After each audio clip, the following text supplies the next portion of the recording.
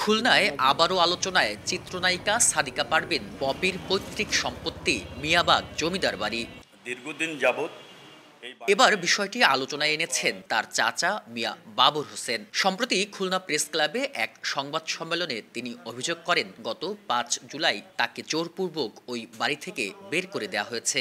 এ ঘটনায় গত ৬ জুলাই খুলনার সোনারাঙ্গা থানায় লিখিত অভিযোগ এবং ১০ জুলাই খুলনা প্রেস ক্লাবে সংবাদ সম্মেলন করেন তিনি। আধা ঘন্টা সময়ের কথা বলছেন, তিনি হলো আমার ওই ভাইয়ের স্ত্রী।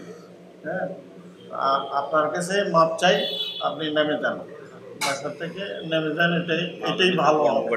ঘটনার প্রায় ২ সপ্তাহ অতিক্রম হলেও নিরাপত্তাহীনতায় পৈতৃক বাড়ি ছেড়ে খুলনার একটি আবাসিক হোটেলে আশ্রয় নিয়েছেন মিয়া বাবর হোসেন। তার দাবি, পৈতৃক সম্পত্তির বাটোয়ারা হলেও মায়ের অংশ বাড়িটির কোনো ভাগ হয়নি। নিজের অংশ নন, থাকতে চান মায়ের বাড়িতে।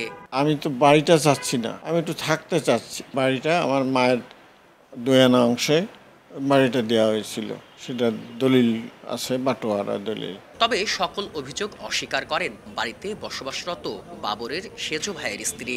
ওনার সম্পদ ওনার ভাইয়ের কাছে বিক্রি করেছে, উনি ওনার কাছে জিজ্ঞেস করেন, আমি জানি না, আমি জানি যে তার ভাইয়ের কাছে সে বিক্রি করে দিয়েছে। পুলিশ বলছে অভিযোগ আমলে নিয়ে তদন্ত চলছে। যেহেতু অভিযোগ হয়েছে, বিষয়টা আমরা তদন্ত করে দেখছি, এ বিষয়ে পরবর্তী ব্যবস্থা নেওয়া হবে। নগরীর শিববাড়ি এলাকার ইব্রাহিম মিয়া রোডের এই বাড়িতে থাকতেন চিত্রনায়িকা পপির দাদা জমিদার ইসমাইল মিয়া। তার মৃত্যুর পর ৬ ছেলে, ৩ মেয়ে ও স্ত্রীকে ভাগ করে দেওয়া হয় সম্পত্তি।